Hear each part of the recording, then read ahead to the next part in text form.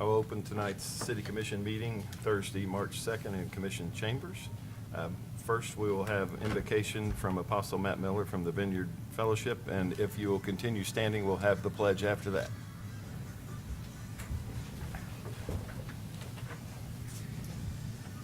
Mayor, Vice Mayor, Commissioners, and leaders of our city, I thank you for the opportunity to stand before you today and open this meeting with prayer.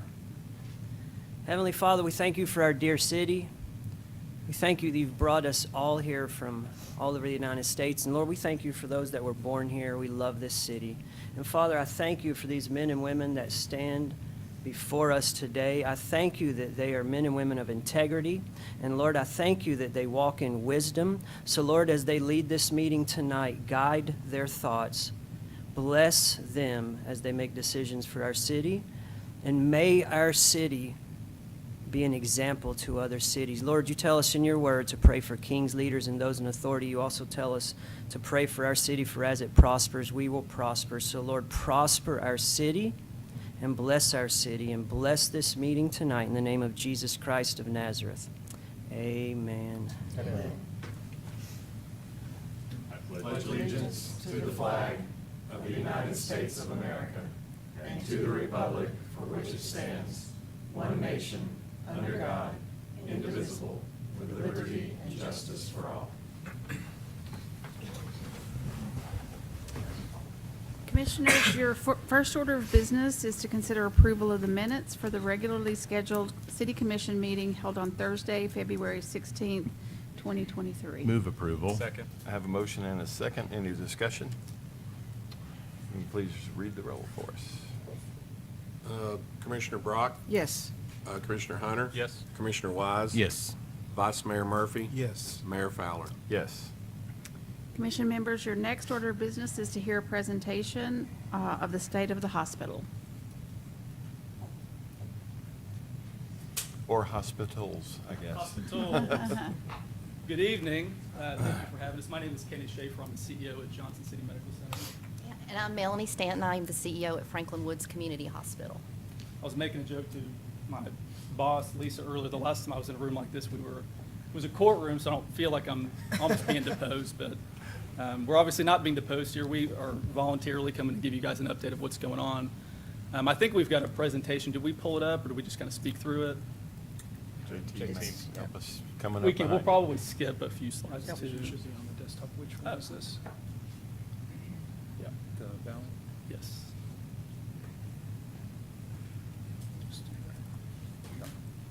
So it is an exciting day for us. Today starts also the Niswonger Children's Radiothon. We did bring pledge forms for all of the commissioners after the meeting. So the reason we're here today is quite frankly to be open with you about the state of the house, where things are going. This is your city, that we are your hospitals, and that you deserve to know how things are going, what things are going well, and what those opportunities are. We are no longer speaking for JCMC, just Johnson City's hospital. We are a facility that receives patients from 4 states. We are a level 1 trauma center that now competes with level 1 trauma centers across the state. We were just ranked as a top 10% level 1 trauma center in the country. But we have issues too. We have opportunities, and I think you deserve to hear about those. So I'm going to spend a little bit of time. I'm going to skip over a few of these, and I want to get to the meat of it because I know your agenda is pretty full. So the community deserves to know how we're performing. I think it's not, if I'm a resident of this community, if I bring my daughter to the hospital, I want to know that she's going to get good care. I want to know that if my mom or my dad comes to that hospital, they're going to get good care. My dad was a patient of our hospital. I sat there with him for 6 months and watched him get good care. There's a lot of buzz going around right now too about star ratings and things like that and rating agencies, and I think it's important that this commission hears some facts about that. I think it's important the community knows how we fare against our peers, and get some facts around that. The CMS star rating system, this is something, let me go here. I'll just stop right here. Medicare in 2016 came out with a rating system to rate hospitals. They use publicly reported data to do that.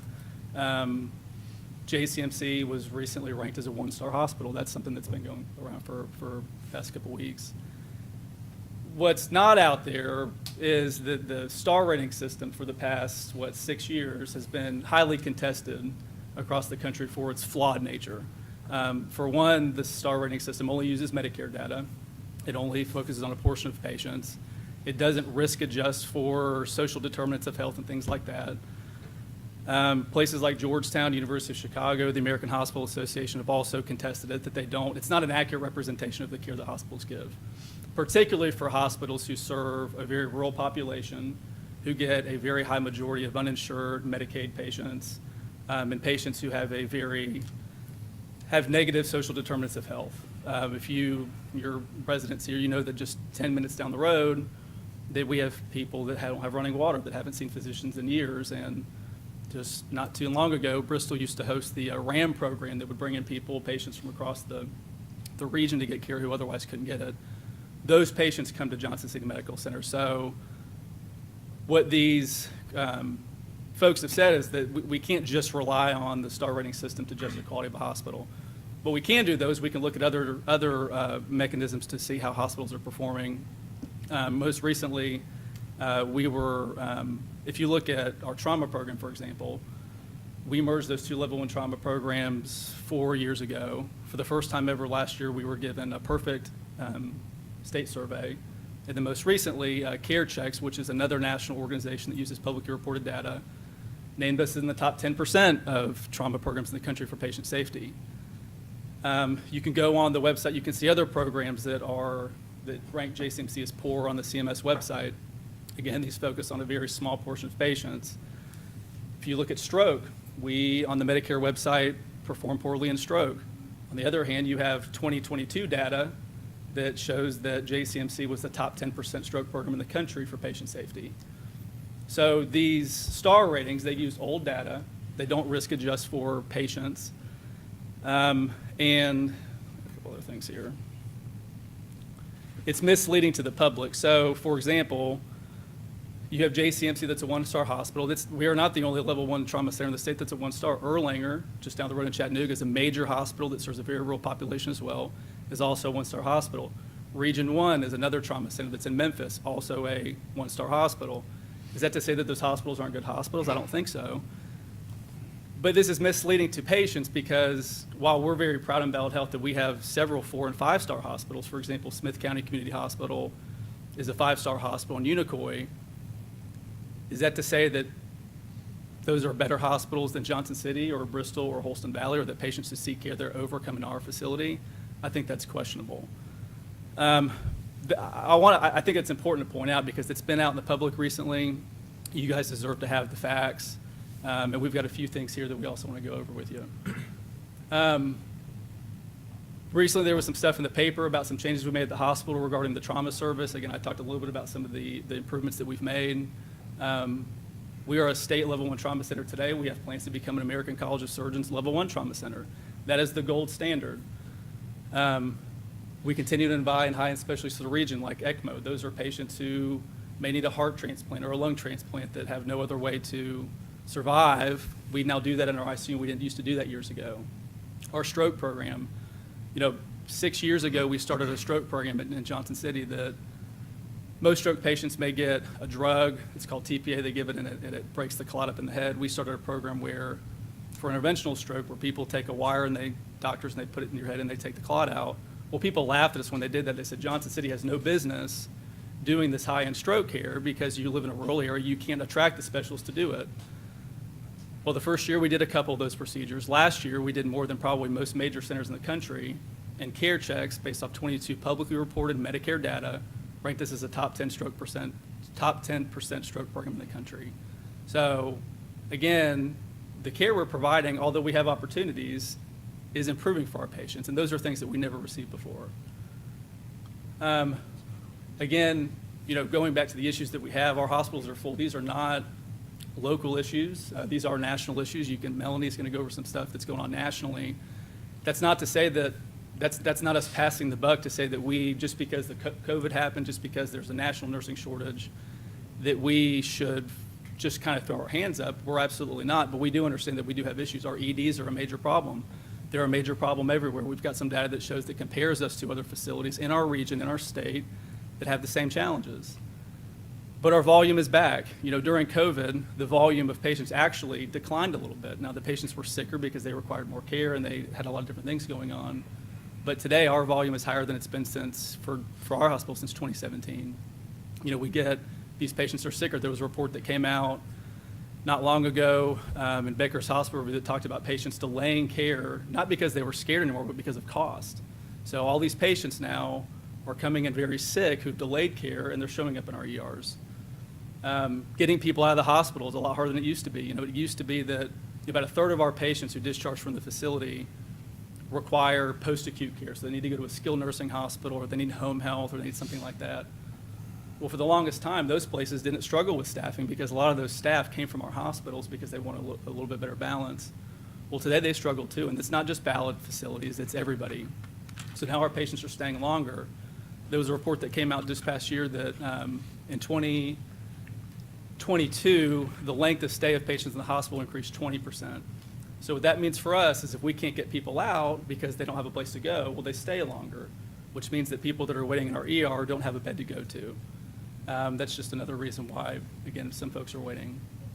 Now, let's talk about turnover a little bit. We hear a lot about nurses leaving and things like that. What's not known, or maybe, I don't know if we can cover it today, enrollment's down in the schools. I talked to one of the universities not long ago. They used to graduate 75 nurses a semester. They graduated 20. A lot of the students that are coming to these programs are coming from out of state. A lot of them want to go back home.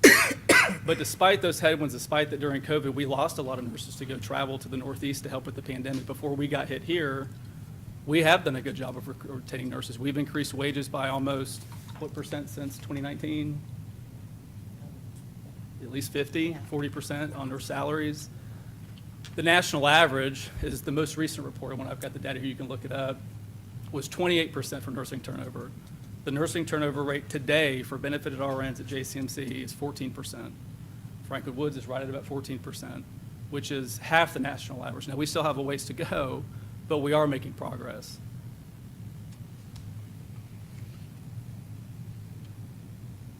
For the years, yep.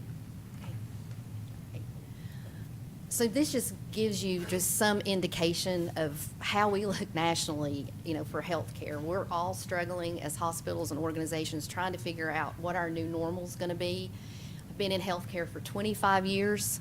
I've worked in this community for 26 years as an RN at JCMC and different hospitals throughout our community, big and small, and we all have different challenges, and a lot of them are the same. In all the years, I've never seen anything like what we have managed through the pandemic, and then how we're going to manage our new normal. But volumes are so high, resources are so limited, whether it be capital resources, our revenue streams, salaries, wages, supplies, all the things just keep compounding, for us to meet those challenges and how we're going to meet them. So you can see just some headlines. There's Maryland, there's, university hospitals, and we're not unique to that. Boston, where healthcare shortages, emergency room wait times, and we know that there's just extreme overcrowding in our EDs, not just here, but across the country, is an opportunity for us. And so we're having to see what are we going to do that's innovative? What are we going to do to change? Teletriage, how do we use all of our facilities to manage our patients and the services that we're providing in the best way that we can? This just gives you a little bit of an idea, and I dare say that everybody behind me and everybody in front of me and everyone that's watching knows that they've had experiences in the ED, good or bad, that those wait times are higher than they used to be with the increased capacity and the volumes. But the Johnson City Medical Center and Holston Valley have fared quite well against the national average. It's also publicly reported in Hospital Compare is our left without being seen. I mean, these are patients that come in, they register, and then they leave because they've had to wait for care. So some of the things that we're out there trying to mitigate for that is having our providers there so we can get orders started, so we can get that CT going. Even if we can't pull you necessarily into a true patient room, that we can start that care and start that triage process for our patients. Again, the medical center in Holston Valley are at 2%, UT's at 3%, the University of Virginia at 8%, is up there. And the national average for both Tennessee is 3%. So I'll also give you an idea about the average time from patient presentation in the ER until discharge. We, as nurses, we affectionately call that door-to-door. That patient, once they get here, how quickly they're going to be able to leave our emergency rooms. And it varies. I mean, this is an average, so some certain times of the day, it's a lot higher than it is other times of the day. But Johnson City Medical Center is 190 minutes. The national average is 202, and Holston Valley is 215, and the national average is 202. I mean, I can tell you, too, that Holston Valley's averages were higher, and they've done an immense amount of work, all our emergency rooms to try to get those wait times down. Let me make one comment. Sure. On this. So the intention of this slide is, so anybody can go on today, and this goes back to the Hospital Compare, the CMS, the star ratings. This data is old. The data on the star ratings is old. What this is intended to show is that even though that the data is old, compared to our peers, we have been outperforming them. Now, have our times gone up? Yes, they have, but so has the entire nation. So the point of this slide is that if we're going to use publicly reported data to look at hospitals, let's look at what's out there. I agree that everybody's gone up, but for the most part, we fared pretty well compared to our peers.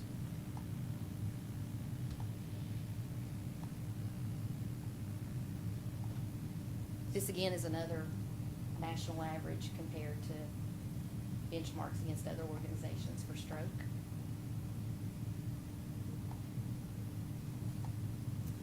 And I think I mentioned this, and these are a lot of the reason why this is happening. The loss of nurses has been unprecedented. How are we going to be out there trying to get more nurses and people engaged? So a lot is happening with the universities, with all of the colleges of nursing to try to encourage nurses and people into the healthcare field. Again, what are we doing about it? JCMC's opened up additional beds.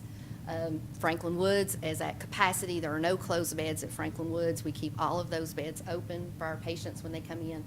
And again, despite the wait time, our goal is always to ensure that the patient's care is taken care of regardless of where they are. And then every day, executive leaders are rounding in the ED. You can see all of us, checking in on those patients, as they're, getting their care there. And then also on the inpatient side, and monitoring that care. Jump in Yeah, there? we've talked about some of this already. This is to point out that, there are, the whole point of me going over the star rating system is it is data that's available to patients and the public.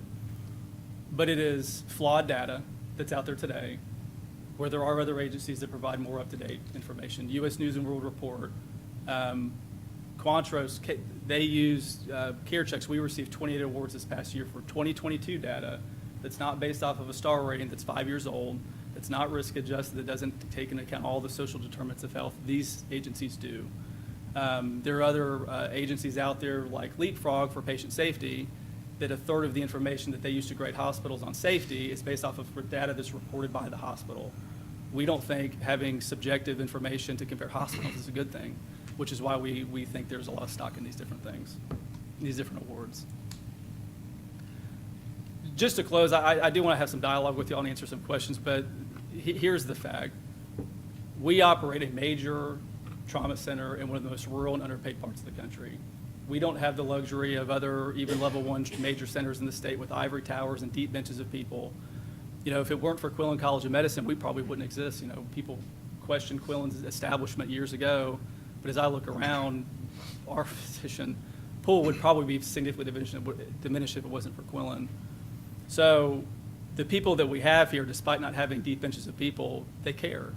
And when things come under fire and there's accusations of we're not being transparent or we're not being open about our problems, that is a direct fire on our team.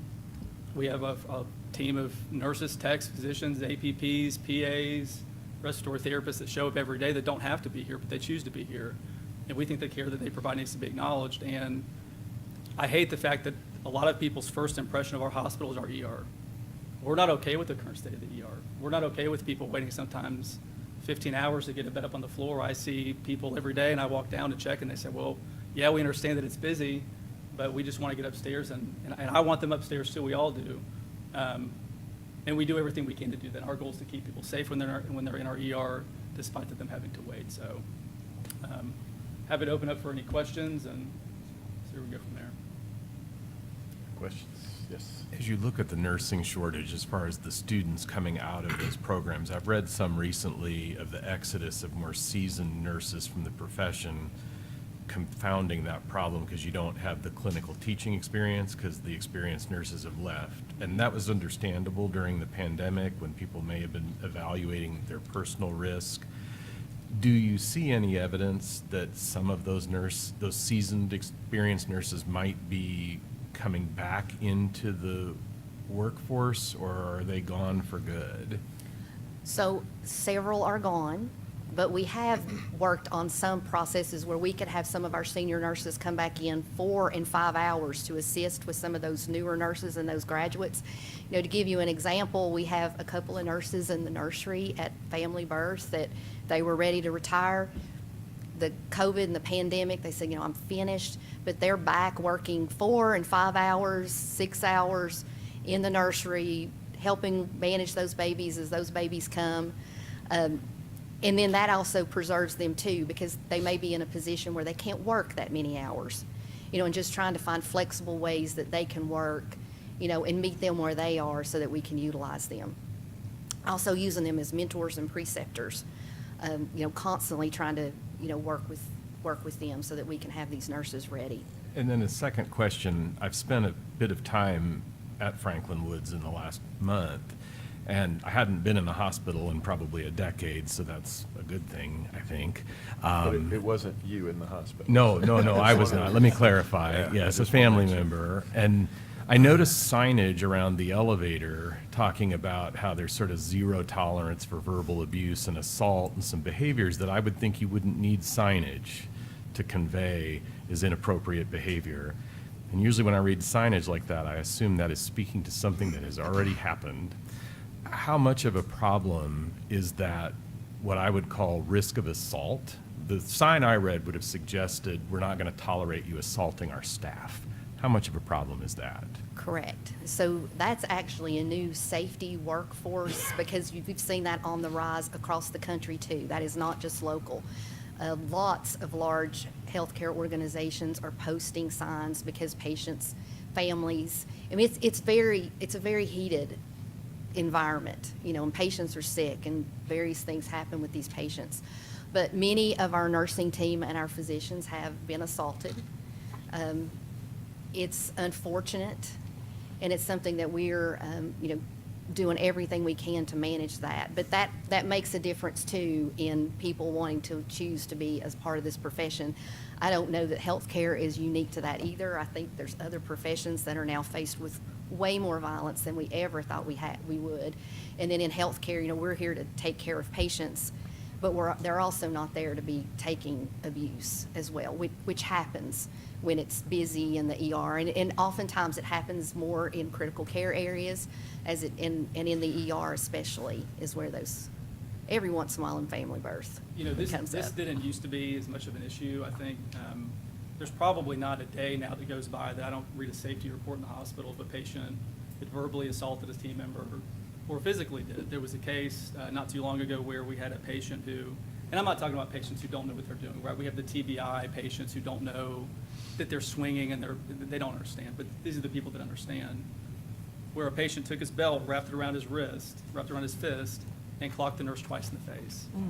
Now, it's challenging for law enforcement because they want to help. They want to go and they want to go arrest those people, but there's certain laws that don't prohibit them to do things without the team member having to leave work, go press charges, and they come back and they have to go through that process. There's a bill right now that's going through the House, sponsored by Representative Alexander, to increase the penalties for folks who do assault healthcare workers and first responders. It's a problem because, I mean, our staff, they don't want people to wait. They empathize with our patients, but they also don't deserve to get that abuse. And there was an article that came out not long ago, I can send it to y'all, that showed how frequently a healthcare worker is assaulted by a patient or a visitor, and it's shocking. If I may, want to revisit some of the information you were sharing concerning nurses. And first, I want to thank you all for coming to make this Thank you for presentation. having us. You're really answering a lot of questions that not only we as a commission, but the public have. I understand you have over 13,000 employees, one of the region's leading employers. But with respect to nurses, they don't just provide clinical care and medication, but they provide emotional support for their patients and their patients' families. And so that's very important when it comes to the healthcare field, that human connection during scary times. Understand there are nurses who are retiring, and you got new nurses coming in. But I also hear that you've increased wages for nurses. Is that true? And if so, can you talk a little bit about that? So I have a slide. Let me go back over this. Let's see. Pardon me. So this is a slide that talks about that. So since when I started here 9 years ago, I think nurse salary, I think most were $16, $17 an hour. We now pay $27 an hour. We just did a 4% increase this past year. We've invested over $120 million in wages. That's not just for nurses, that's for staff overall. And it made a difference. I will say, when we made those changes to increase rates, it did make a difference. We saw our turnover drop. We saw people staying. We saw people leaving. But nursing pay and healthcare pay overall, it's an arms race, because the second that we do it, Knoxville does it. The second that Knoxville does it, Asheville does it. And it becomes a very unsustainable model. And you start to look at your financials, which they do matter, because we still have to pay people and we still have to reinvest in capital and replace CT scanners and roofs and things like that. It makes it very challenging. I mean, there was an article that came out not long ago that we obviously report our financials pretty frequently, and we're required to do that showed the deterioration in our bottom line is significant. And there's a large majority of that goes to just debt service that we have to cover just to pay that, and what's left is to reinvest in our team and our buildings. And every time we do these increases, it jeopardizes that. But it's the right investment to make, because our people are the most important thing we have. And if we didn't have our team, we wouldn't be able to take care of patients. So, And I'll bring this up. Another piece that's so important to retain is to create an environment, because it is an arms race, an environment where they're respected and where they want to work. And so part of these recognitions honors them and respects them, because they've worked really hard to earn these recognitions for whoever they come from. So that's part of why we honor that. Franklin Woods, we are Newsweek top 5.8% in the country. Again, it's another comparative, but it meant so much to that team and to that hospital, to celebrate that with them. So I just want to remind everybody too that that's part of that public, is to honor them and make sure that we're doing that, because it's going to be really important, because my parents, they have all received care. My sister recently, and it's been fantastic. And I would have sent them somewhere else, honestly, as a nurse. And I choose for them to be taken care of here. And they've gotten, amazing care too. And we don't always get it right, and we'll admit that, but a lot of times we do get it right. Melanie, you mentioned that fewer are going into nursing at our universities and schools of nursing. Do we know kind of why, or if we do any surveys and all to try to figure that out? Well, the best recruiter is a nurse. And so there's a lot of opportunity there too, because when we have students and how we manage and take care of our students, they hear, oh, it's difficult, it's tough, the workplace violence, all the different things, choose something different.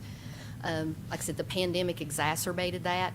So how do we have that differently? And then the other flip side of this is instructors. There's colleges that have space, that could have space, but they don't have the instructor there. So it's twofold, and how we're able to manage that. Because there's a pay issue there too. Sometimes it's easier to work in the practice than to teach the practice. I was curious, you mentioned, Mr. Schaefer, that y'all have patients come from 4 different states.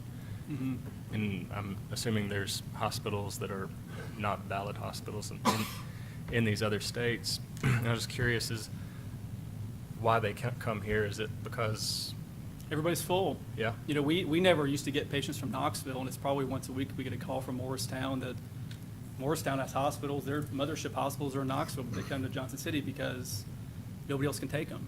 And Well, and I was going to ask, can they also, so Ballard's or JCMC's not-for-profit. Right. Does that create a difference in this hospital versus a for-profit hospital as to who you accept? So or- hospitals in general follow the federal rules, or the federal rules and the guidelines and laws. So EMTALA is one of those. If we have a patient that presents to the ER, we have to take care of them if we have the capability and capacity to do that. Now, a lot of hospitals lack that. Capacity is open beds, right? I don't have an open O, or I don't have a surgeon to do that. I will say that we never, when we accept a patient, find out what kind of insurance they have. We accept them. If they need to come, they come. And that's our goal. That's why we exist. We exist to be the region's answer for the sickest patients. And it's sad to me, you know, I sit in these meetings where we look at patients that have poor outcomes, and we look at patients that have great outcomes. And when I look at the faces of our physicians and our team, there's a lot of patients that we probably don't have to provide care for. Or maybe we shouldn't. Maybe they're so far along that there is no shot. But our folks, they want to give them a shot. The stroke center that we have, if you look at some of the data that was provided to you, I think before the meeting, shows our stroke mortality rate compared to the national average.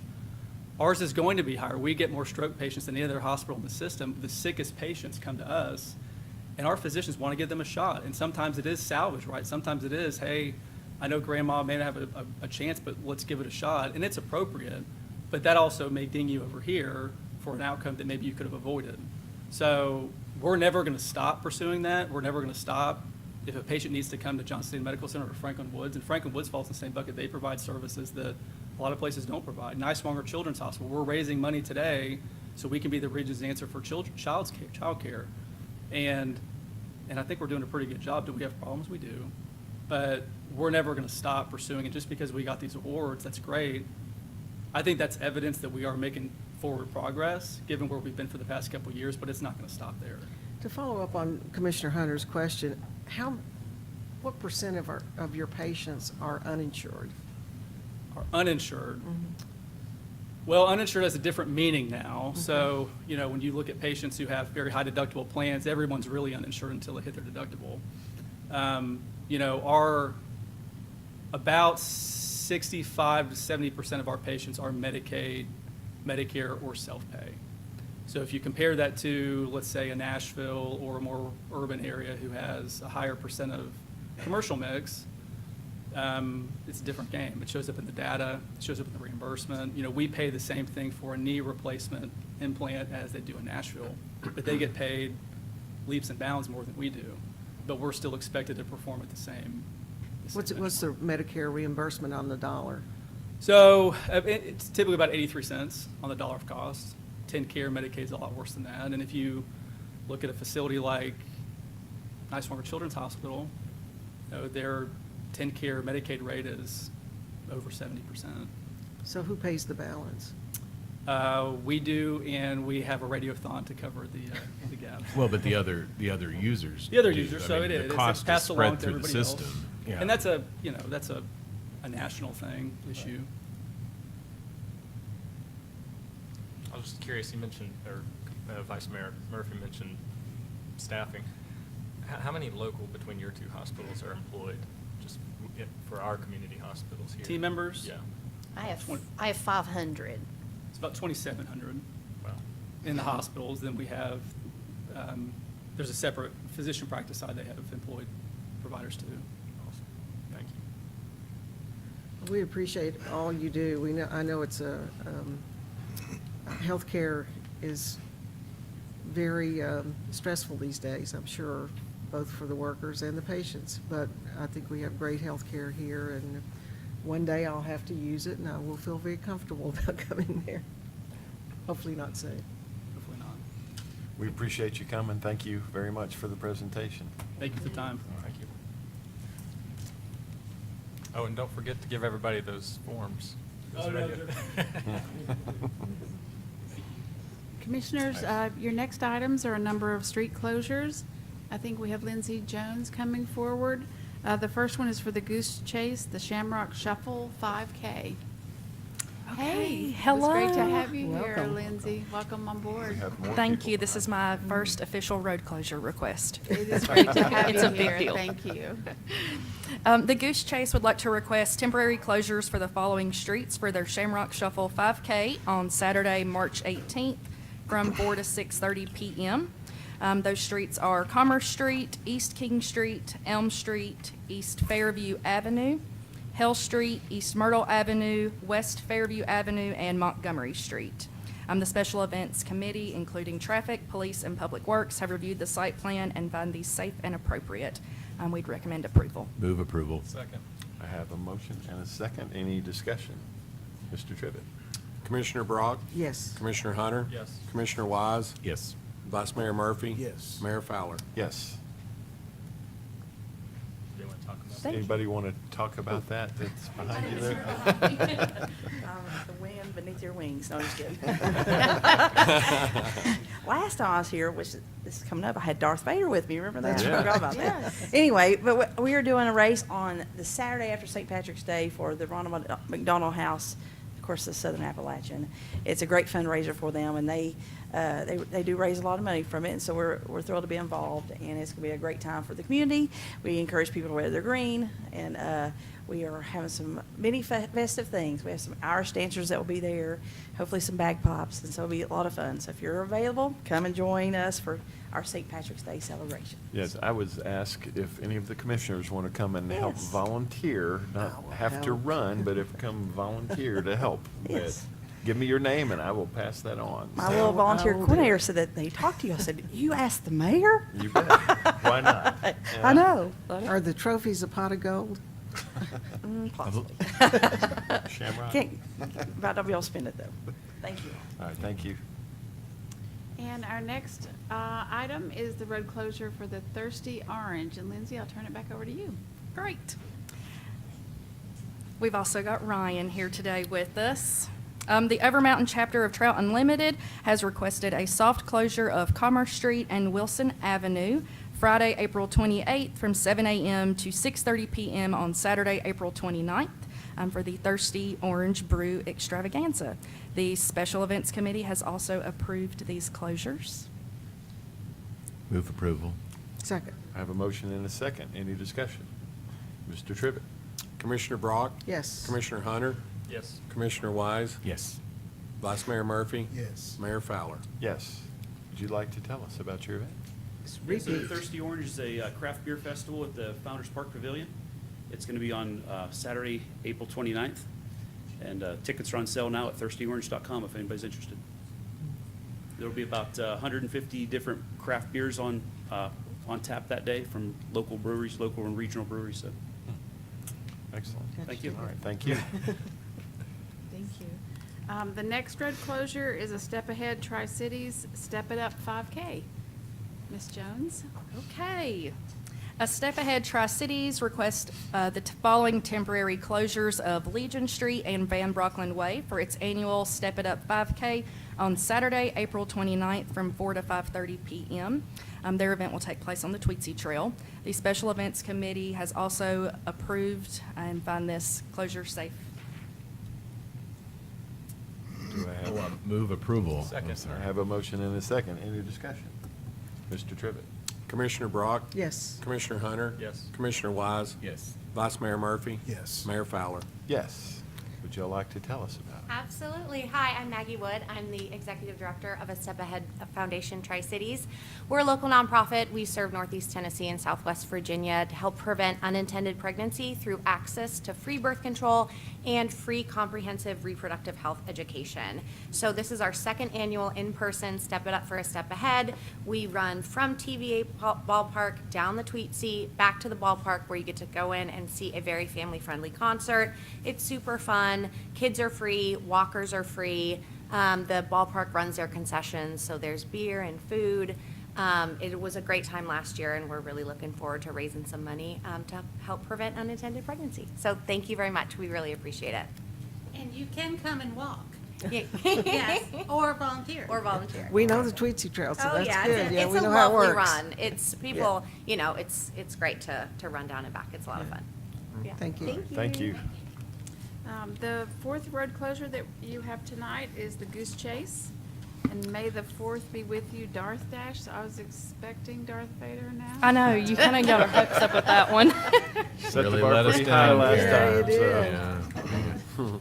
Yeah. Okay, Just a last tease. one. The Goose Chase has requested the following temporary closures: Commerce Street, East King Street, Elm Street, East Fairview Avenue, Hell Street, East Myrtle Avenue, West Fairview Avenue, and Montgomery Street for their May the 4th Be With You Darth Dash Road races on Thursday, May 4th from 6:30 to 8 p.m. The Special Events Committee has reviewed and approved these closures as safe and appropriate. Move approval. Second. I have a motion and a second. Any discussion? Mr. Trivett? Commissioner Brock? Yes. Commissioner Hunter? Yes. Commissioner Wise? Yes. Vice Mayor Murphy? Yes. Mayor Fowler? Yes. So if we help with this one, do we have to dress up like? Yes. See, As If you you help know, with I this give one, out You're missing our lightsabers. commission meeting Oh. now, because it's during our I'll be commission meeting. there. Oh. It probably went more fun. Yeah. But come and join us, and thank you. Thanks. Thank you. The next item for consideration is item number 6, the consent agenda. All right, I will start with my left this time. Commissioner Hunter. I don't have anything to pull. Thank you, Dr. Commissioner Brock. I do not have anything to pull. Oh. Commissioner Wise. Nothing. No, sir. Vice Mayor. We have nothing to pull. Do I have a motion? So moved. I have a Second. motion and a second. Any discussion? For the record, it's a relatively short consent agenda. Really, True, yeah. but it's still really unusual to not have That's anything true. pulled. So, Mr. Trivett, please call the roll. Commissioner Brock? Yes. Commissioner Hunter? Yes. Commissioner Wise? Yes. Vice Mayor Murphy? Yes. Mayor Fowler? Yes. Next order of business is under ordinances, commissioners.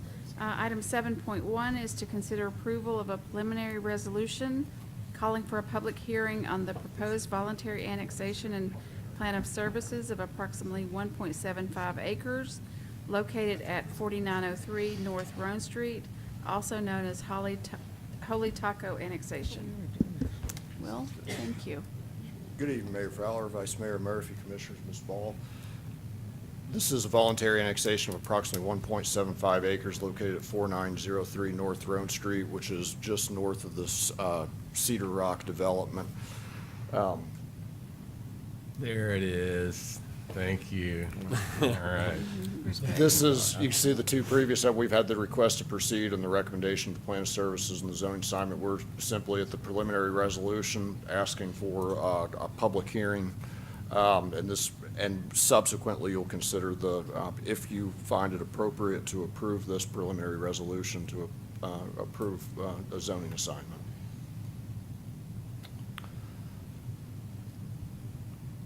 The annexation corresponds with the proposed plan of services. The B4 zoning will be requested in the next presentation. These were all the typical departments, internal and external, internal departments, external agencies that are included on the plan of services request. Picture of the property, I think most of you are probably familiar with this. And the staff recommendation is to recommend approval of the preliminary resolution. Move approval. Second.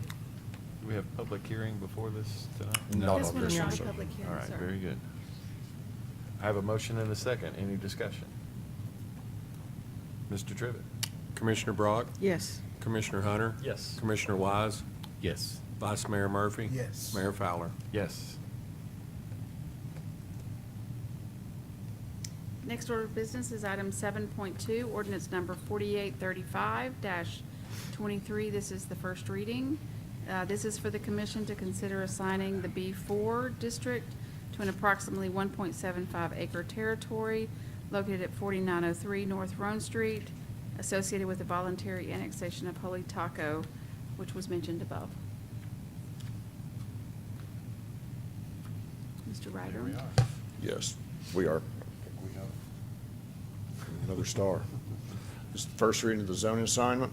The applicant's seeking, it's an existing restaurant. The B4 zoning assignment is really the only zoning assignment that fits within the city for the type of restaurant, sit-down restaurant that this currently is. The future land use map calls for commercial development along this arterial road. This is a county zoning, obviously. There's county business zoning on the others across the street, surrounded by agriculture. We believe that the zone assignment of B4 is appropriate, and we recommend approval. Move approval. Second. We have a motion and a second. Do I have any discussion? Mr. Trivett? Commissioner Brock? Yes. Commissioner Hunter? Yes. Commissioner Wise? Yes. Vice Mayor Murphy? Yes. Mayor Fowler? Yes. Commissioners, the next order of business is the consideration of item 8.1, which is an ordinance 4834-23. This is the second reading and public hearing. Is that correct, Ms. Rogers? It is. This is a proposed text changes to Article 14 amendments of the zoning code of the City of Johnson City, Tennessee. Good evening. Welcome. So real quick background, Article 14 is the authority and instructions for making amendments to the zoning code and text. So rezones and text amendments. The current text is hard to follow, it's incomplete. There are items that conflict with state law, and there are no review criteria included.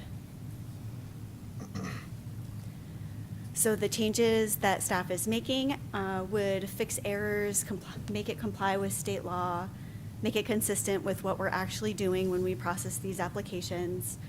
And the review standards that staff proposes would provide transparency to the public and guide staff in reviews. And then it also involved a huge reorganization so that it is an actual followable procedure so that people can actually understand what they're reading when they look at it.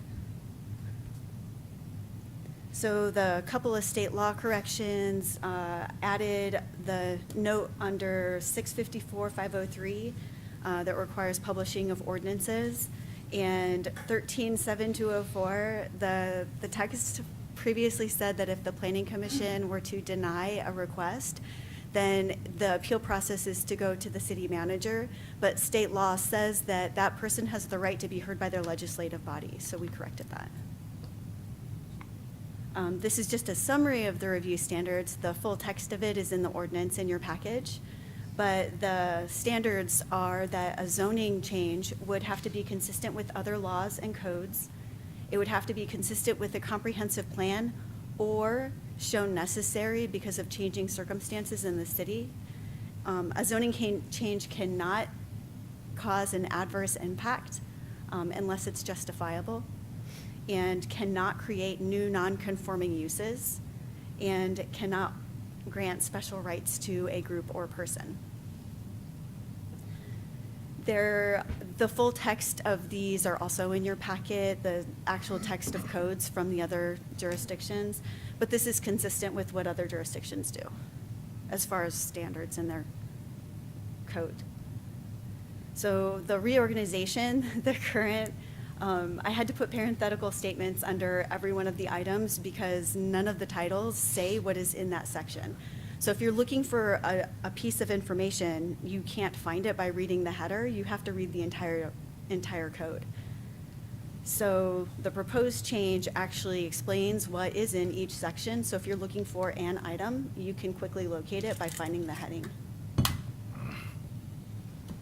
And the idea of this is to provide excellent city government service. And staff recommends approval, and the Planning Commission also recommended approval. Have there been any changes since first reading? No changes have been made. Motion to approve. I will second, but I also want to say thank you for doing this work, and I think, you know, as we review a lot of other things to clean it up and get it ready for the future, and that's one of our elements in our strategic plan is just that, so thank y'all for doing that. Point of order, I was out of order because we have to have a public hearing. And so I was Ooh, just so that's right. excited to make my motion that I just blew through the public hearing. Then I was out of My order too. That's okay. apologies, We sir. will take back those two, and I will open the public hearing. Anyone wishing to speak, come forward. Seeing no one, I will close the public hearing, and Still make a motion to approve. Second. we have 2 seconds, so whoever you want to pick there, Mr. Jones. Got you. I have a motion and a second. Any further discussion? I do want to thank you also for doing this for us. So, Mr. Trivett, call the roll. Commissioner Brock? Yes. Commissioner Hunter? Yes. Commissioner Wise? Yes. Vice Mayor Murphy? Yes. Mayor Fowler? Yes. Thank you. Thank you. Next, we have 3 items under other business. The first item is 9.1, to consider approval of the Johnson City Fire Department to apply for the 2022 FEMA SAFER Grant. And I'll ask Chief Bell to start out. Good afternoon. Thank you for the opportunity to present in front of you tonight. What we're asking for is the ability to apply for a SAFER grant that is funded through FEMA. And what this grant does, it funds the salary and benefits for the employee for 3 years, 100%. So this is a great cost savings for the city. It's great cost savings for our department, and it also allows us to provide the next level of service for our citizens. I have District Chief Malmberger with me. He's going to be able to go through this with you, give you a brief explanation of what it is and where the cost savings will be. Thank you. Thank you, Chief. Thank you, Commission. So through the SAFER grant, we're requesting 12 personnel. Currently, we have 2 ladder trucks that only have 2 personnel on them. We'd like to increase this to 3, and the other 6 personnel are going to be utilized to bolster staffing. Our last ISO rating was done in 2014. We got an official score of 90.29. It's like your traditional 90 to 100's an A, 80 to 90's a B. We have an upcoming visit at the end of this month. We project our score to be 93.36. With these staffing increases, if we were to get them, it would take us to a 94.81%. That might not sound like much, but we're talking several factors being weighed in here. Would you just briefly describe what an ISO 1 rating means to not only the city, but to our citizens? Yes, ma'am. ISO rating is essentially what you're paying in your taxes, especially for commercial, mercantile. The better the rating, which ISO 1 is the best you can get, the lower the rate is, because your service is deemed to be that excellent. There's in fact only 3 ISO 1 accredited departments in the state, and we are one of them. Thank you. I will say that the reason we are at the level we are at is because of outstanding services in the city. Our water department is tops among all of them. As I have said, we was informed by the ISO, they didn't believe that it was that good. They wanted to check and verify that, and they did, and they was amazed that we do have the level of water system that we do. And we just have tremendous services in the city to get to this level, and we're very proud of that. We have great water pressure. Yes, we do. We're going to explore 3 factors briefly so we can get you guys back to more matters. The first being public safety. So the fire department uses the NFPA, which is the National Fire Protection Association. They set the industry standards, and we try to meet as many as we can. They have what is called an ERF, Emergency Response Forces, which is how many people you're getting on the scene at a certain time to mitigate whatever that hazard may be. So we will always get 15 on a residential structure fire, which is any fire that is actually working under 4,000 square feet as far as that home. So when we figured the data for these past few years, there was an interesting coincidence that occurred. Earlier in the year, we received a new ladder truck. Well, there was a gap that occurred in the second quarter where that ladder truck had not arrived yet, but the one that it was replacing had to go for major repair. So we were absent of that ladder truck as well. The remaining personnel from that truck were reallocated to other ladder trucks throughout the city. So they were bolstered to 3 people on each of those. So our coverage increased with fewer apparatus. In the second quarter, that green line on the chart represents the 8-minute benchmark, what we're shooting for. You can see there's one outlier there, and it's the second quarter, where our baseline is almost 7 minutes lower than any other quarter. This is a pretty significant amount of time to drop. It's the same coverage, but it's fewer apparatus. So you're looking at, if you're doing a deck, you're putting down 2x8s instead of 2x4s.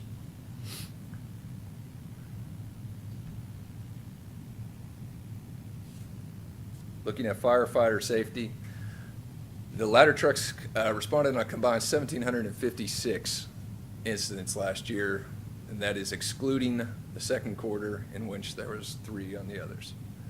When they respond, there's only 2 of them on there, and there is no direct supervision on that apparatus. There were 56 working structure fires this past year. 6 of the 56 were what we classify as significant risk. So significant risk means the structure was not residential. It was mercantile, commercial, a high-rise, or industrial. It has a greater demand for personnel. The NFPA recommends 28 on all those mentioned, with the exception of high-rise, which it recommends 43. As a department, we have a minimum staffing level of 35. So on a residential structure fire, it wipes out 40% roughly of our shift.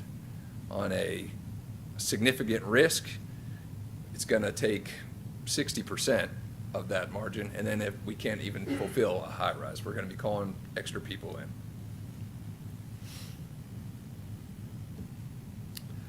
So out of those 56 fires, 6 of them, like I said, were the significant risk.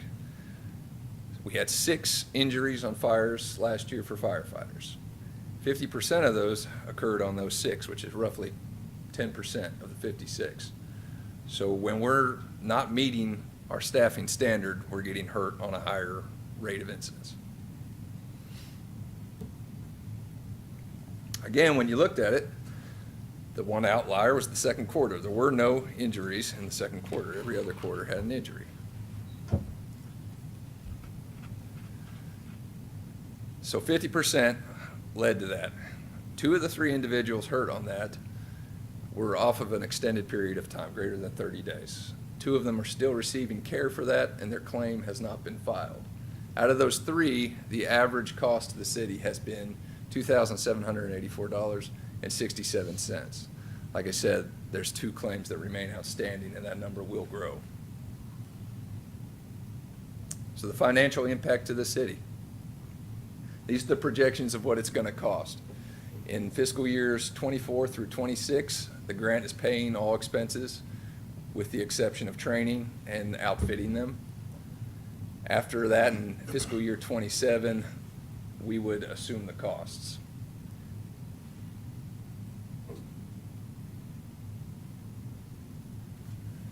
For the first 6 months of this fiscal year, we have spent $481,000 on overtime.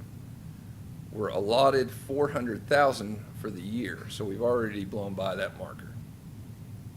During this 6-month period, we're averaging $2,637 a day in overtime expenses.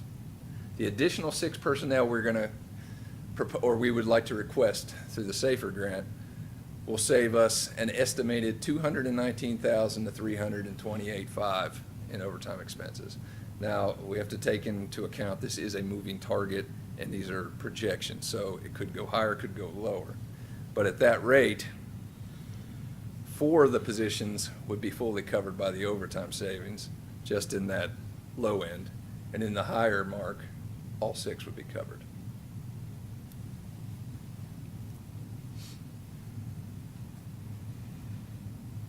Any questions? We appreciate it very much. Thank you for presentation. Thank you. This We is an need a- action item, right? This is an action I will item, move so- for approval. Second. I have a motion and a second. Any further discussion? I just want to acknowledge staff for paying attention to things.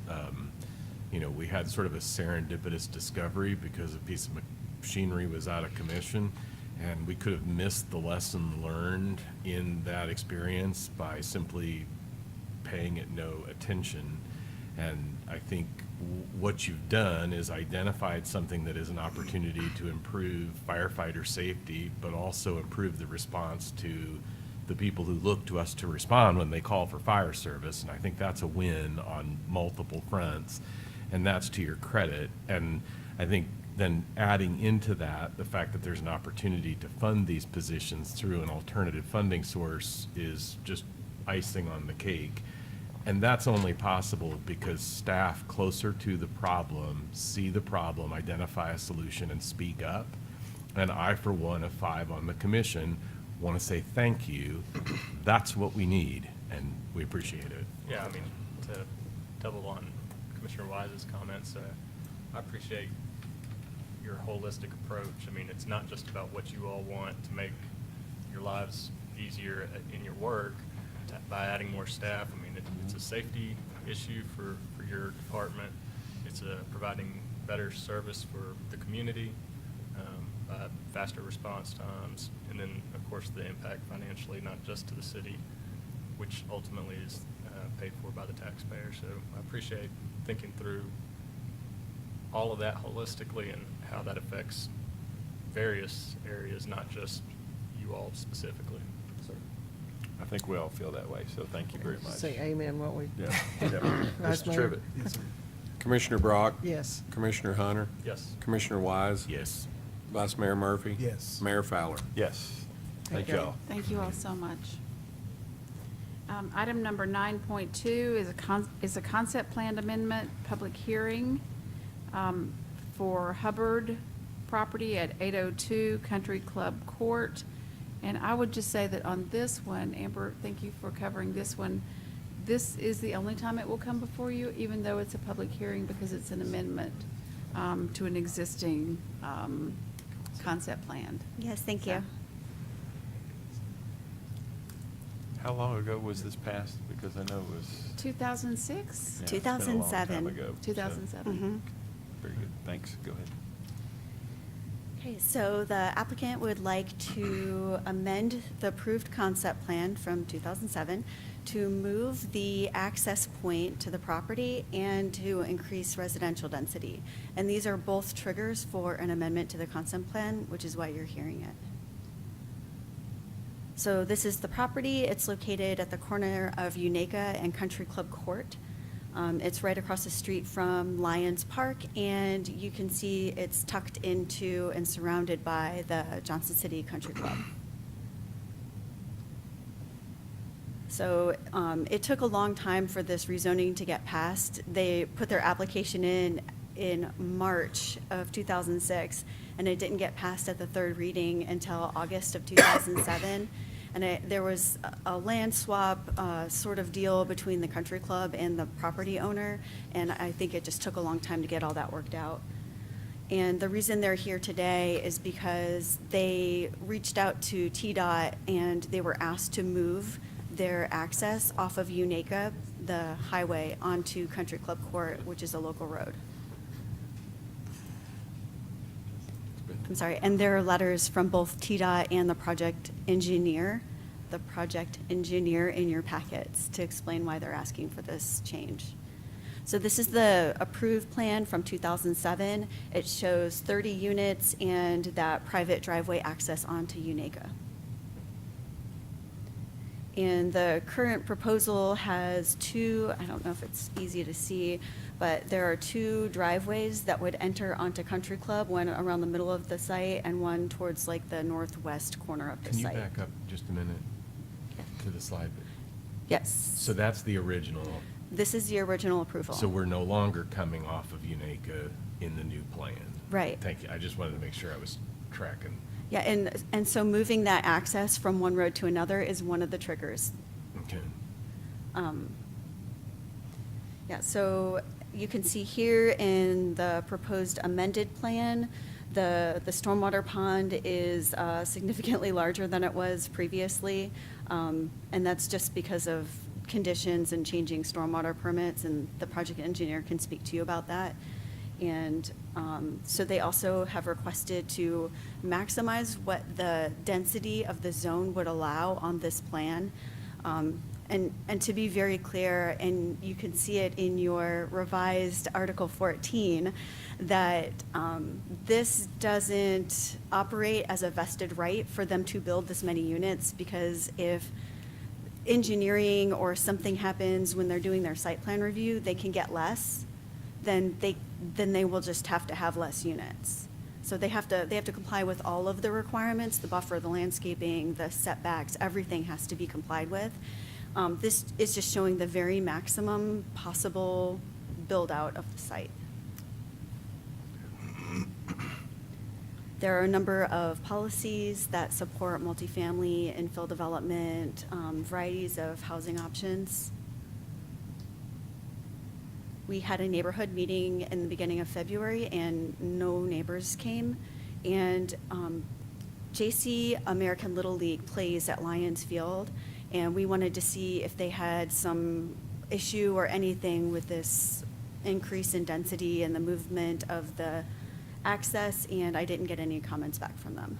Thank you for doing that, because I think sometimes adjacent stakeholders who aren't expressly property owners can get missed in this. I was lucky because I process. contacted Parks because it's park property, and they suggested that I do that. So I thank them for that. All of the reviewing departments recommend approval. Fire, Public Works, Water, Sewer, and Schools. And then the other reasons are, well, it's an infill development. It's really close to a major roadway. It's really close to a lot of parks and commercial. So it's a good location for high-density residential. So at the Planning Commission hearing, a representative from the Country Club came and spoke on concerns about buffer and fencing and traffic on Country Club Court. I'll get to that. And then the Planning Commission recommended 10-0 to approve. You have your regular options of approve, deny, or refer back to committee. And then this is, I know you're all familiar with what the area looks like, but I like to put words on pictures because it helps me understand what I'm looking at. And then if you have any questions, I'm here. Yes. What's the estimate of traffic count per unit in like a multifamily? Like 44 units, which is the max case, probably not going to happen, probably maybe a couple less. I think that We have our traffic engineer, Mr. Todd, here. I just don't know didn't if want Amber, him if you to were feel looking left for out. I saw him him. over there. Good evening. Thank you, Anthony. We did look at the numbers, and so we look at 24-hour numbers, but not as much at 24-hour numbers as we look at the peak periods. So the 24-hour numbers are around close to 300 trips in and out, so that's half of them are in, half of them are out. But around the AM peak, you've got about 4 in, about 13 out. So the bigger issue would be the PM, which would be around 14 in and about 8 out. So it's not huge numbers. So yeah, so Rotary dismissing probably generates more car counts Yeah. than 44 apartments. Correct. Okay, just want to make sure we were counting the same thing. Yeah. So follow up to that, that road is fairly narrow through there. It is. I've attended ball games there where cars actually park on the road. Right. You know, because there's not enough parking in the area. Are we looking at doing anything to the road at all, or? What maybe we Mr. Best have is- about 15 feet, 8 inches of roadway. And at the point where somebody actually presents a plan, we may ask for additional right-of-way be dedicated so that we can widen in the event that we need it. But as far as serving its current needs, it seems to be serving it okay. Even with this addition? With this addition, we certainly we would get them to move the sidewalk back and give us some more room so that we could widen if we needed to. We're probably more comfortable with a 20-foot roadway Mhm. if we need it. But at this time, with its current condition, we're satisfied with it. Would it be best to go ahead and get the right-of-way from this? I think that's what new- we're proposing. So Okay. when the plat is submitted, we would get the Okay. right of way. Okay, very good. At this time. And would there be, to Commissioner Brock's point about parking on that road, would we consider some sort of no parking signage on at least one side of that road if we're concerned about it getting congested? We always have that option, and since I haven't been out there in the afternoon like you have, we can certainly visit that and take the parking off the street. We do believe that there's adequate parking in the parking lots that we have right now. There's not. So there. Well, there are 2 ball fields, and Yeah, when the you Little got League- 2 when games Little going League on at the is in, same it gets time. pretty crowded over You can't there. find a park, so the only thing you do is Park pull on the over on the street. side. And I don't think there's sidewalks up through there. There's not. There And are I no was gonna- sidewalks. I was going to ask, I didn't see it in the plan, so, I mean, is that a requirement for the sidewalks? Yeah, development in the R4 requires sidewalks to be installed for any construction. But that would just be along their property. Right. It would be That's a along their long frontage. stretch. Yeah. But I guess my question also with the sidewalks is there a requirement that it be on their side, or could it be on the other side of the road where there's more likelihood of pedestrian traffic with the ball fields and whatnot? We wouldn't ask a developer to improve the side of the road that they don't have frontage on. I think there may be a discussion, because the city owns the property on the other Yeah. side, that if from a construction standpoint, it was easier to do. So I think, I don't know how that would alter the plan, but I think that is something that we could ask, given that the city owns the land and there wouldn't be a requirement to get right away from anybody other than the city. What we would probably do on the right-of-way is we would probably ask for that at the point when they present a site plan. Since this is actually not at that point, we would probably ask for it then. And then we have talked with the engineer, not with the developer, but with the engineer about the possibility of moving that sidewalk back. And he felt like that there might be an opportunity. Obviously, he can't speak for the owner. But there might be an opportunity to move that sidewalk onto their property with an easement that doesn't compromise their ability to build, and it also gives us the ability to widen the road. And then go ahead. Yeah. Well, the parking is a concern. Baseball just kicked off, and I run down that road, and I don't know that there's necessarily enough parking on the park's parking lot as is, because there were cars parked on the owner's property this past whatever nice day it was, Tuesday or Wednesday. And so I don't know if that's another thing that Parks and Rec needs to consider is, do we need to expand parking availability on our property? Actually, I talked with the interim director of the Parks Department this morning about it, and have a picture. So these are all the parking spaces that are available, and so what she told me is that the problem time is the transition between an earlier game and a later game, when all of the teams for all of the games are there at the same time.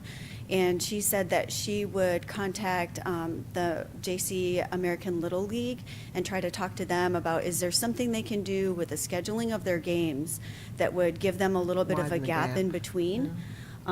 So that is an option, and Parks is looking into that now that they're aware of this being an issue. And actually, I'm glad you brought that up, because there's two other parking lots that I think that they don't utilize just because there's just that natural, mental thing of, I'm going here to this one when.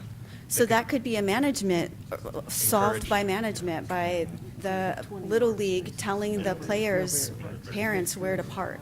Yeah. Yeah, so just as easy as giving them that. But the Parks Department is looking at that and seeing what it is that can be done to sort of alleviate that situation. But the issue today Yeah. is the concept one. Yes. Yeah, and Yes. I recognize that, and I think we all do. I think Which- we just want to make sure that the concerns are, when I the wasn't site plan suggesting- stuff I wasn't comes, y'all suggesting got a you little didn't bit know. I of. was just bringing us all back to where But when we you were. get to the site plan Bringing it conversations with home. the owner, you've got input that we would like to see. Well, I mean, I like, This is public hearing. I don't have an issue with the project. Before we do anything, it's public. I know, I'm reining it in. I was really Okay, I'm just excited, making but I sure. didn't do it. If nothing further right now, we will open the public comment. Anyone wishes to speak? Would you say your name and your address for us, Sure. please? Todd Wood, 1804 Galen Drive, Johnson City. I'm the engineer for this concept plan. I'll come back to the road issues in a moment. Can we, which way, whoa, wrong way. Let me get to the site plan. Keep going. There we go. Just to clarify a couple things on the TDOT entrance side. So before the original site plan had the entrance through here. One, you have TDOT saying they would prefer it to be on the side street. That's a major issue. The other one is, you got this major drainage way through here. And on the ball field side, I think it's at least 80 acres that drains through this area. Plus, you've got the country club and the golf course on the other side. State stormwater regulations dealing with erosion control have changed since this plan was done. And so if we disturb this valley down here, if we have disturbance over 5 or 10 acres, we have to build an enormous sediment basin. It has a permanent pool of water. One, we couldn't physically build one big enough. Two, if we did one of any size, your sanitary sewer line, which is right here, would be underwater. And we don't want to do that for obvious reasons. So those are the two reasons to move the entrance. And as stated, this is just the maximum density. We can go less. We obviously can't go more. Entrances, we have two. So we have the sidewalk shown right here, which is the shaded area. So we did have discussions with Public Works today, and I can't commit to anything. The applicant is here. He's not planning on developing this. It'll probably be up for sale, and who knows who would do it or if it ever would be developed anytime soon. But you know, the grade down there kind of jumps up a little bit, so it would need to be brought down. So probably as part of the site plan process, whoever does the engineering and the owner at that time can work with Public Works to flatten that out a little bit wider, push the sidewalk back onto the property and put it in an easement, and then the city can come through and widen the street. Whoever owns this would prefer not to dedicate right-of-way, and it's not a subdivision plat, so that wouldn't kick in at this point anyway. But if they did have to dedicate right-of-way, I mean, you can see this is not very wide.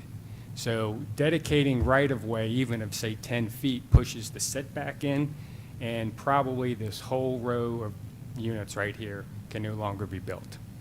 So I think it can be done without right-of-way dedication. It's just some grading and some easements to do that at the time of site plan. And answer any questions you might have. All right, thank you. Thank you. Anyone else for comment? Seeing no one, I will close the public comment. Do I have a motion? Looks like we got a question or a comment, maybe, from you. Well, I'm just curious, if you're not going to build, why are we I guess I would ask staff. And I can speak to that. Okay, well, I'm just curious, why would we be changing a concept plan if we're not going to build this concept plan either? Why not just wait till we know what we're going to do? I think in order for the owner to sell the property, he has to have a site plan that reflects an entrance off of, not off of Unaka. So he Oh, okay. is Motion trying to to sell the approve. property. All right. Second. I have a motion and a second. Any further discussion? Mr. Trivett? Commissioner Brock? Yes. Commissioner Hunter? Yes. Commissioner Wise? Yes. Vice Mayor Murphy? Yes. Mayor Fowler? Yes. Commission, the last order of business you have for tonight is to consider the approval of a final resolution on the proposed voluntary annexation and plan of service for approximately 135 acres along Suncrest Drive, also known as Keebler Annexation.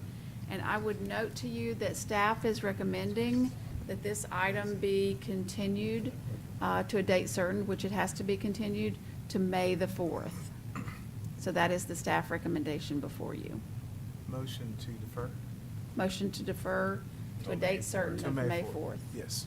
We have communicated with the applicant and have found that date to be acceptable, and the developer has agreed to that. So that was a motion? We have to have a public hearing after. There was a okay. recommendation. Public hearing should still be open, right? It should still be, kept it open from Still last open. time. You're right. So, Oh. If we have, Slow your roll. It was the last item. That's why I'm here. if we have anyone who wishes to speak on this, they can come forward, give their name and address.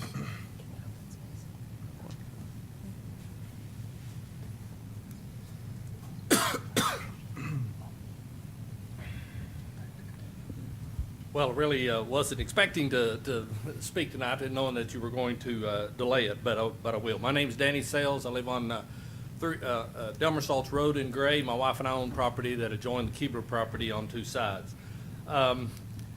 After attending several meetings, and of course the meeting last Monday with the Planning Commission, or workshop with the Planning Commission, I'm in the process of putting together some comments, and some of the things that we're looking at on open space, I think are very are things we should have been looking at a long time ago, and I think it's a great idea.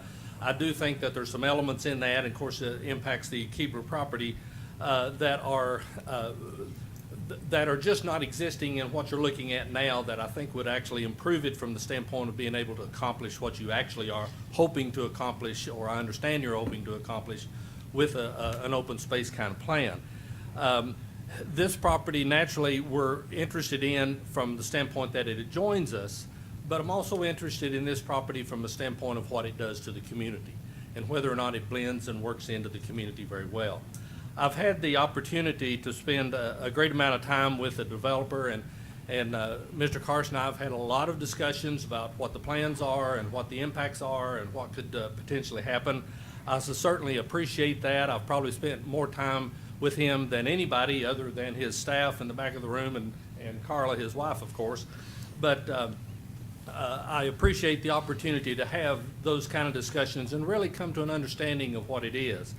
You know, part of my career has been trying to evaluate and understand people through my entire life's work, and coming up here on 70 years, it's been a long time experience, and I feel that what Mr. Carson is saying, I think he's truly going to try to accomplish if it can work out within this. I think that some of the things he is proposing are well and above what some of the things are that you are intending to have on your open space. And I think that would be good for the community. Other pieces of it will allow that development to occur in a fashion that probably will make it blend better. And I will address some of those issues in comments to you. I will send comments to the Planning Commission and staff, as well as CC the City Commission on it. I know that the zoning designation, those kind of things, you're looking at all of these different pieces and a growth plan update and everything else. So there's probably a lot of time in here that you're looking at. That star has bounced a lot already on this, and it looks like it's going to bounce some more. And it's just that there comes a time when you sort of need to move forward on some of these things and let them happen, and maybe become a model that you might be able to look at some things on what you want in other parts of the city to develop. So I'm not saying that I agree with it. I would like it to stay farmland. I am an agriculturalist and would love to see farmland protected. Maybe at the point in time when we get into a growth management that looks over a 50-year period, in a broader context, maybe we'll get to some of that at some day. But at 70, I'm having trouble with hearing, but I'm not having trouble with seeing. And I can see what's going on in my community and have no problem with the fact that this is going to be developed, and have known that it's going to be developed in all reality ever since we had our property there joining it beginning in 1964. The other thing that I would mention, as I've mentioned to you all several times before, I still, on behalf of my community, am very concerned about the traffic. I was around today on several areas, just in the gray area within about 3 miles, and you go 3 to 5 miles, and over the next 5 years, you're going to have anywhere from 1,500 to 2,000 family units that are going to be developed and come on the market. All of it is going to impact the state highway, Highway 75 and Suncrest Drive, getting to the interstate. So I remain, and if we can move forward on what's going on with this, maybe we can move forward on actually getting something to happen with that road. I know it's going to take light controls and those kind of things on the traffic in order to keep it in some kind of fashion until that can occur. But it really concerns me that we don't even have this road updated on the state list yet, and that needs to occur as soon as we can. Again, I appreciate it and look forward to continuing to work with the commission and the developer over the course of the balance of what we're going to do on this property. Thank you very much. Thank you, Mr. Sells. Anyone else? All right. Have the developer comments. Danny Karst, 1504 Dobbins Drive, Kingsport, Tennessee. We're actually moving right now, so Well, just saying that, you know, we've had the opportunity to get to meet with Danny and his wife, and, you know, we understand that we do impact people, but we don't understand how much we impact them. Everybody can say, I understand, but they don't always understand.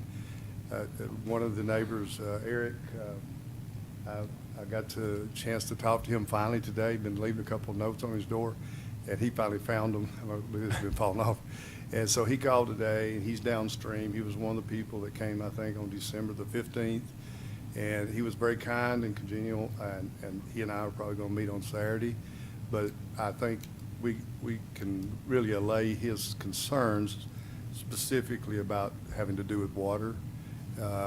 But at the same time, you know, some of the things he and I discussed has been very positive, and I want y'all to know that overall, it was very disappointing to December the 15th that it didn't happen so we can move forward.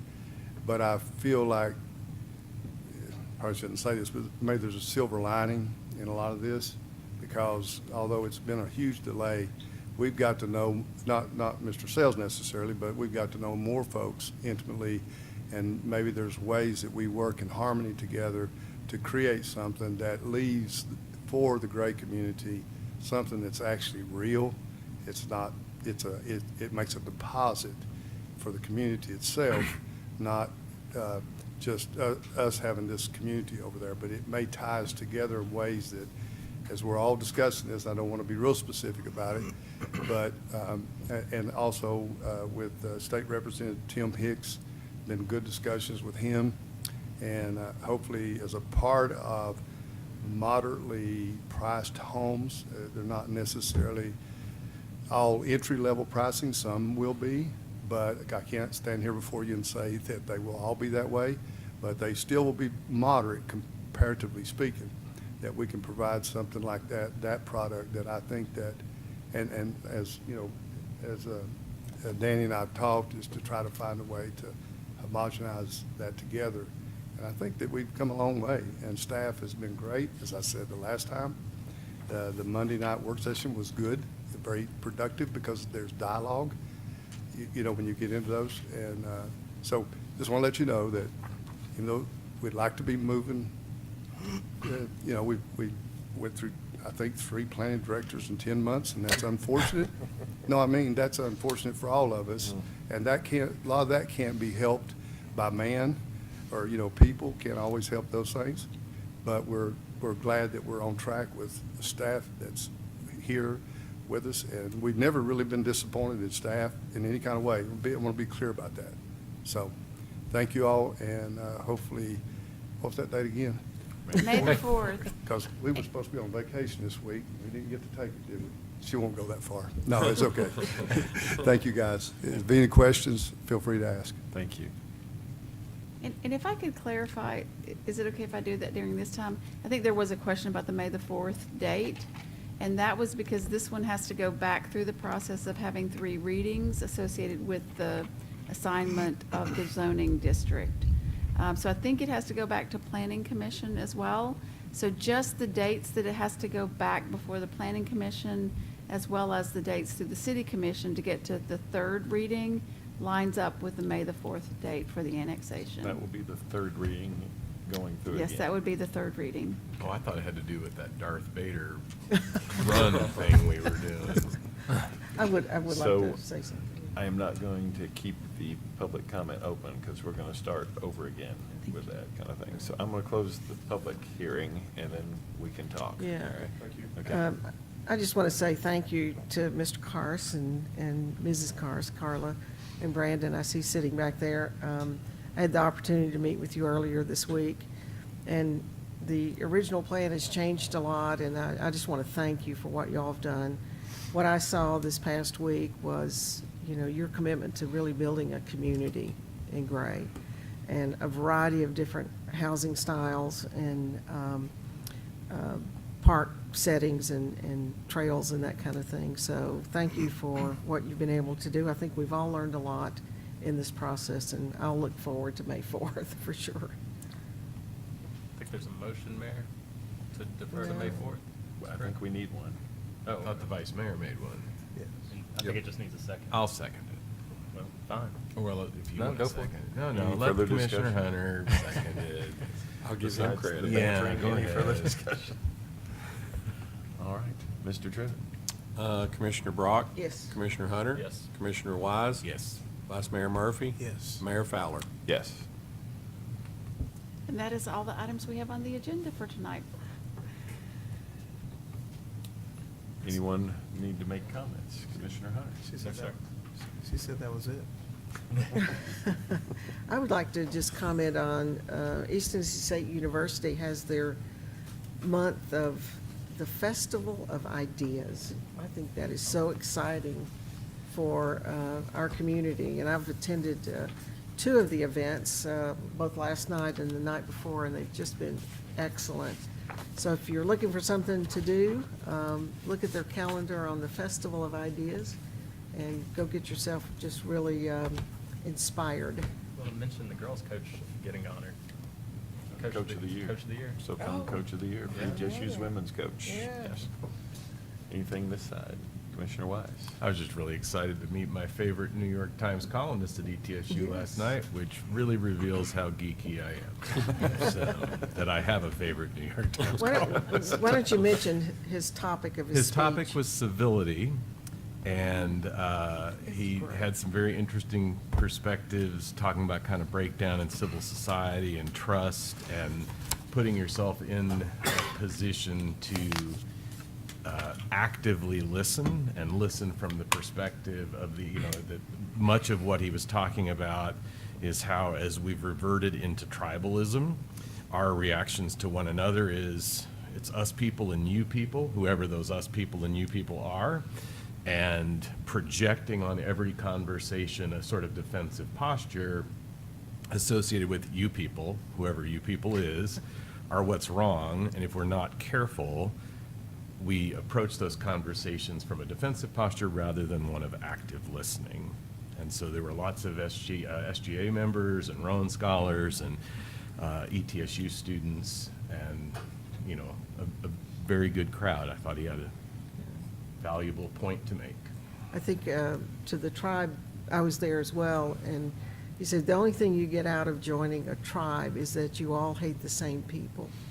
So think about that, yeah. And I think from Ballad Health tonight, what we heard was that kind of uncivility that's taking place, attacking people who are taking care of you. So. Vice Mayor Murphy? Let's go home. I'd just say civility would be a great thing to have. Let's try and have more civility, so. with So you're that, for it. I The am mayor's for civility. I am for We will model civility. it. If nothing else, I will close tonight's meeting. Thanks.